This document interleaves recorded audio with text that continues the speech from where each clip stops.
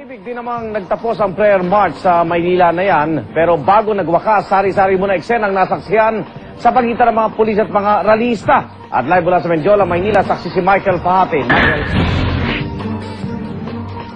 Igan, pasado alas 8 ng tahimik na mag-disperse ang mga ralista sa San Sebastian. Ngunit matapos ang ilang negosyasyon, ito ay matapos na nag-disperse sila. Pagkatapos ito, hindi na sila nag-away sa sila simula. Pagkatapos ito ay nagkaroon sila ng pag-aaway na sa simula.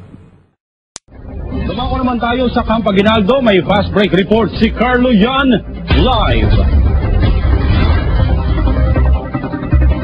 Carlo?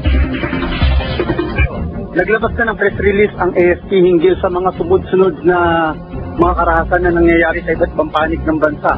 Meron dyan sa Barangay Pangil, sa Marawi bombing, meron din sa Zamboanga at meron din silang nabalita ang 1.2 million na vote buying cash na nakuha sa Tamyong Catanduanes. Nahuli na rin nila sa checkpoint ang nagmamayari ng Isuzu pickup na may plate number SHE355, isang pag-aari ng incumbent board member na siyang tumatakbo sa kasalukuyan. Ayon sa AFP ay nananatili pa rin under control ang lahat sa kabila ng maraming karahasan na nabilang sa araw na ito. Back to you, Francis. Ryan. Maraming salamat, Carlo Yan, nagulat mula sa AFP.